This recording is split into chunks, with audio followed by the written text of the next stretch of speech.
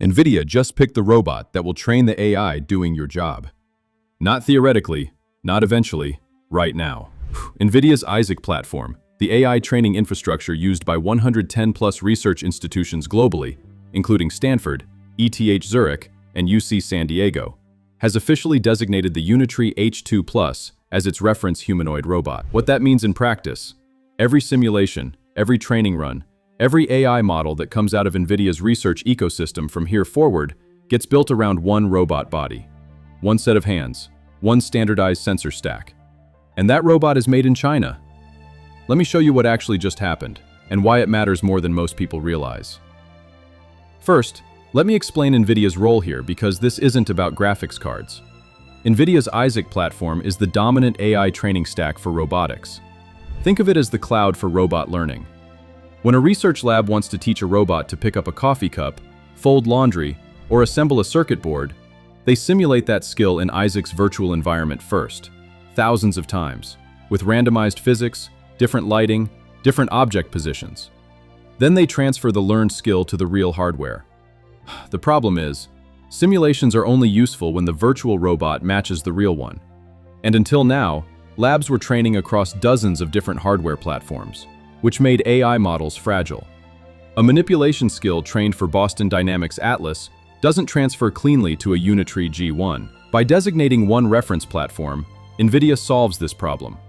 Every lab now trains on the same simulated body, the same joints, the same hands, the same sensor configuration. That robot is the Unitree H2 Plus. If you're not familiar with Unitree, or you've only seen their Kung Fu demos from Chinese New Year, Part 1 is going to change how you think about them. Before Nvidia made this decision, your job was probably safe until 2030, maybe 2035. Now? The training data is being built right now, on hardware you can buy today for under $30,000. If you want to know which task gets automated next, before your industry does, subscribe. I track every infrastructure shift that determines whose job disappears first. 2 videos a week. You're not going to find this analysis anywhere else. The Unitree H2 Plus is not Unitree's cheap robot. It stands 182 centimeters tall, just under 6 feet, weighs 68 kilograms, and has 75 total degrees of freedom. That's 31 in the body, 22 in each hand.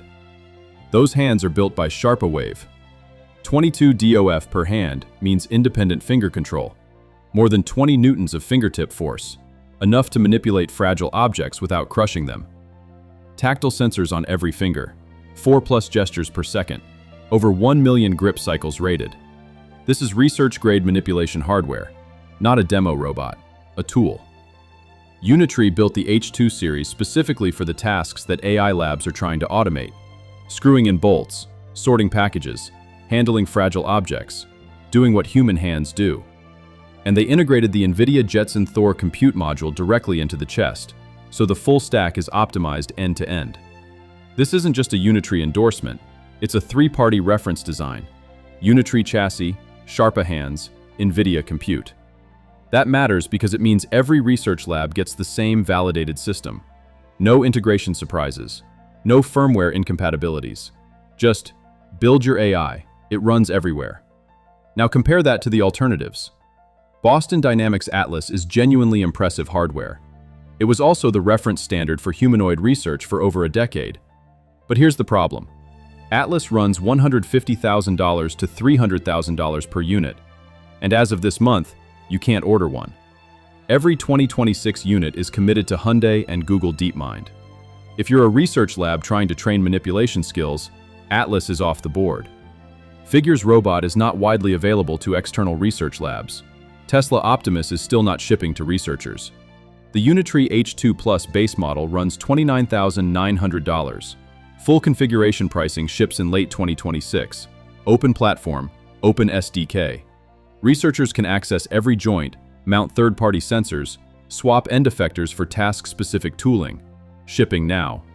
That combination, open hardware, open SDK, research-grade hand dexterity, under $30,000 for the base unit, is exactly what 110 research institutions just said they need.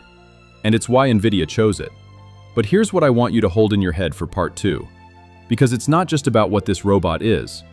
In about 3 minutes, I'm going to explain the compounding effect that makes this decision more important than the hardware itself. And I'm going to use CUDA to show you exactly how it works. Here's the thing about reference platforms. The value isn't in the hardware you choose today. It's in the ecosystem that accumulates on top of it. In 2007, Nvidia released CUDA, a programming framework for GPU computing. At the time, competing platforms existed. AMD had alternatives. There were legitimate technical arguments for other approaches, but CUDA was the one researchers adopted first. And over the next decade, every AI lab, every PhD student, every research paper was written for CUDA. Libraries got optimized for CUDA. Benchmarks ran on CUDA. By the time competitors caught up on raw hardware specs, the switching cost was enormous. 15 years later, Nvidia still owns AI compute, not just because of the chips, but because of the ecosystem. The same dynamic starts today with the H2 Plus. Researchers around the world will now publish manipulation skills, locomotion datasets, and task-specific AI models, all designed for 75 DOF hands, all validated on the same sensor stack, all optimized for Jetson Thor. Papers will be benchmarked on it. Techniques will be refined on it. PhD students in robotics labs from Stuttgart to Seoul to Stanford will spend the next 3 years running experiments on this robot. By 2028, if a factory wants to deploy humanoid robots that can already perform 200 verified physical tasks, sorting, assembly, inspection, packing, the H2 Plus will have that library. Not because it's necessarily the best robot, but because it's the one that all the training happened on. Most tech channels will miss this story for months. They're waiting for Tesla or Boston Dynamics to make a move. But the decision that determines the next 5 years of robotics just happened in Hangzhou, and Nvidia validated it before TechCrunch ran the story. If you want to see infrastructure shifts 48 hours before the mainstream notices, and understand what they mean for your work, subscribe now.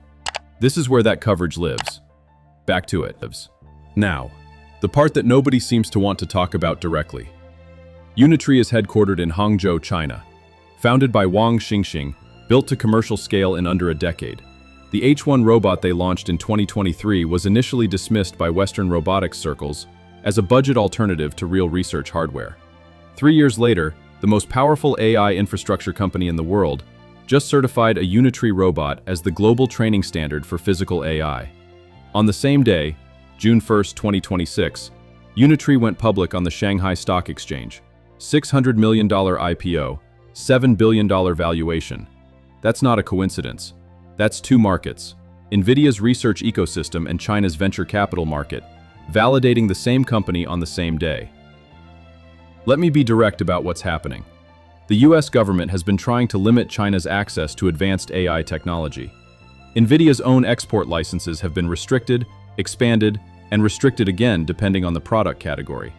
And simultaneously, Nvidia's research infrastructure division just handed a Hangzhou robotics company a position at the center of global physical AI development.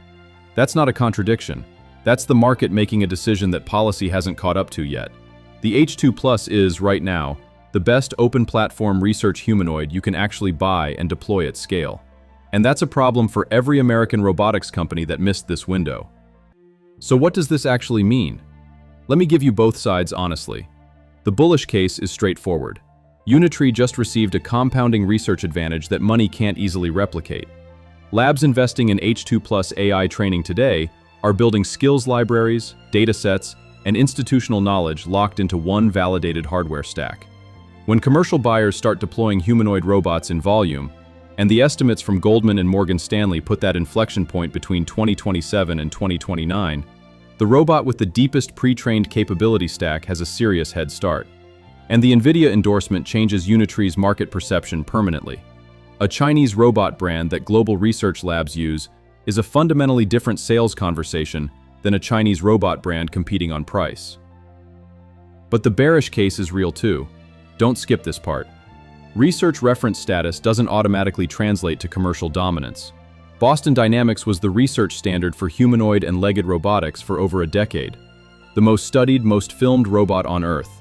And they went through Google, then SoftBank, then Hyundai, before building a viable commercial business. Reference platforms get disrupted. If Tesla Optimus ships developer kits to external researchers before the end of 2026, which is on Tesla's stated roadmap, the volume advantage could overwhelm the ecosystem advantage quickly. Nvidia chose the best open hardware available today. If something better and more open ships next quarter, the designation can change. And the geopolitical risk is real. One expanded export control order, one policy decision in Washington, and this partnership gets restructured overnight.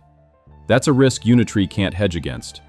The honest read: Nvidia's choice of the H2 Plus is a signal, not a guarantee. What it signals is that Chinese humanoid hardware has crossed the quality and openness threshold that 110 global research institutions demand.